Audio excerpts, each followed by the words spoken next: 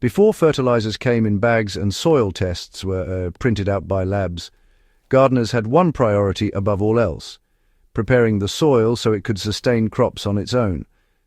They understood something modern advice often skips in its rush for quick results. Soil doesn't just need nutrients. It needs time and a deliberate resting phase that allows biology to organize itself before anything is planted. This single step, intentional soil resting after organic inputs, was never optional. Today, it's rarely mentioned. Why soil preparation used to happen weeks before planting? Old gardeners didn't amend soil the day before planting. They amended, then waited. Compost, manures, chopped greens, ashes, and leaf matter were added well ahead of the growing season. The soil was allowed to settle, warm, breathe, and balance. This pause allowed microbial communities to stabilize before roots arrived. Modern advice often encourages immediate planting after feeding. That shortcut causes nutrient swings, salt stress, and microbial chaos underground. So, what actually happens in soil after you add organic matter? When organic material is added, microbes wake up and multiply rapidly. They consume nitrogen, release acids, generate heat and shift pH. This is a volatile phase, Old gardeners respected it. They knew fresh inputs needed time to mellow before seeds or transplants touched the soil.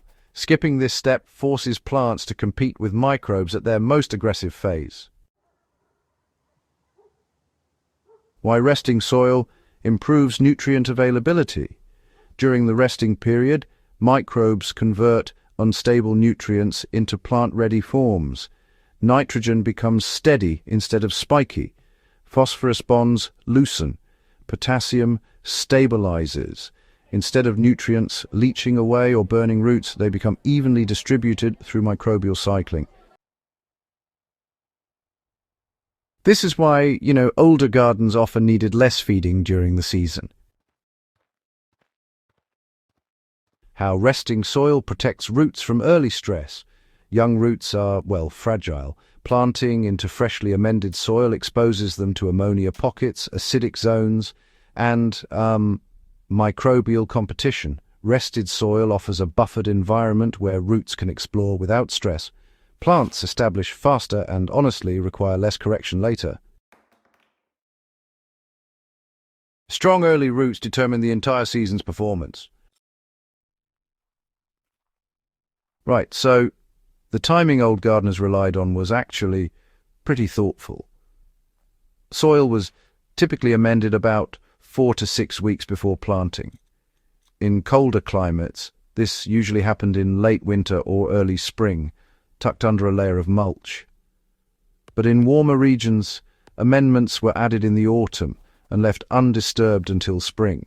You see, the calendar itself mattered less than the actual condition of the soil. The rule was simple, really. Soil should smell earthy, not sharp, and it ought to feel cohesive, not fluffy or greasy. So, why did mulch play such a key role in this, often forgotten step? Resting soil was rarely left bare. Instead, straw, leaves, or even a bit of light brush would protect the surface while all the biology worked away beneath. Mulch helped to moderate temperature and moisture, which prevented nutrient loss during the resting phase. And most importantly, this protection allowed microbes to get on with their work without interruption. Bare soil during resting defeats the purpose. What modern shortcuts disrupt, instant fertilizers bypass soil biology entirely. Quick compost applications without rest create nutrient spikes. Frequent tilling interrupts fungal networks before they establish. All of these practices trade long-term soil health for immediate growth that often collapses mid-season. Old gardeners avoided these swings by allowing soil to finish its work before planting. So, how do you actually apply this step today without, delaying your garden. Well, this practice doesn't require you to lose a whole season. It's really about planning just one step earlier. Beds that are prepared in autumn tend to outperform those prepped in the spring, and often quite dramatically. For spring planting, get your soil ready as soon as it's workable. Then, ideally, wait about 2 to 3 weeks before planting your cool season crops. Honestly, even a short rest can improve outcomes. It's a simple step, but it really does make a difference. So, what are the signs that your soil is ready after resting? Well, first, the surface settles naturally. You'll notice worms appearing near the top, which is always a good sign.